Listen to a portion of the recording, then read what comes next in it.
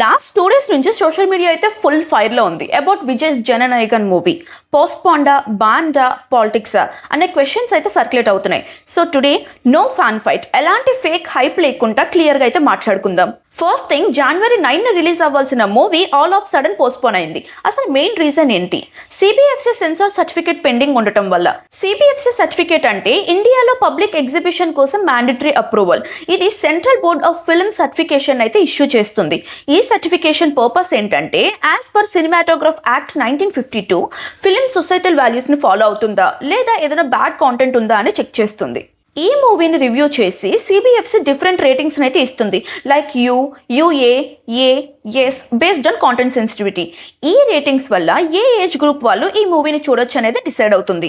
Without certificate 500 crore film అయినా లేదా 1000 crore film అయినా సరే థియేటర్లో రిలీజ్ అవ్వడం అనేది ఇంపాసిబుల్. ప్రొడ్యూసర్స్ అయితే వెయిట్ చేశారు, బట్ సిబిఎఫ్సి క్లియరెన్స్ డిలే అయ్యేసరికి కోర్టుకు వెళ్లారు. సో కేసు మెడ్రాస్ హైకోర్టుకి అయితే రీచ్ అయింది.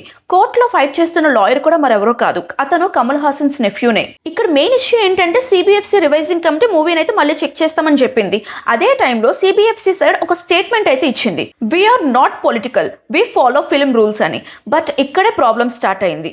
డిఎంకే లీడర్స్ అయితే ఓపెన్ గా చెప్పారు, హియర్ బీజేపీ యూజింగ్ సిబిఎఫ్సి అని. ఈవెన్ టీవీకే ఫాలోవర్స్ కూడా సేమ్ అలిగేషన్, విజయ్ ని టార్గెట్ చేస్తున్నారు అని. అయితే ఎందుకు సెంట్రల్ గవర్నమెంట్ ని బ్లేమ్ చేస్తున్నారు? Because CBFC comes under union government. So ఇక్కడ ఒక డౌట్ అయితే క్రియేట్ అయింది. తమిళనాడులో సినిమా అండ్ పాలిటిక్స్ సెపరేట్ కాదు, అది గ్రౌండ్ రియాలిటీ. యాక్టర్ పాలిటిక్స్ లోకి ఎంటర్ అయితే మూవీని కూడా పొలిటికల్ లెన్స్ తోనే చూస్తారు. ఇక్కడ విజయ్ కేసులో కూడా అదే జరుగుతుంది. దీనికి best examples MGR and Jayalalithaa movies. వాళ్ళ మూవీస్ లో వచ్చిన mass connect, leadership image and people trust later politics లో స్ట్రాంగ్ పవర్ గా మారింది. అలాగే జననాయకన్ కూడా జస్ట్ మూవీ మాత్రమే కాదు, ఇది ఎంజీఆర్ అండ్ జయలలిత బయోపిక్ లాంటి political journey plus leadership message film అని ఫీల్ అవుతుంది. ప్లస్ ఒక ఎమోషనల్ పాయింట్ ఏంటంటే Vijay himself said that Jana Nayagan is my last movie.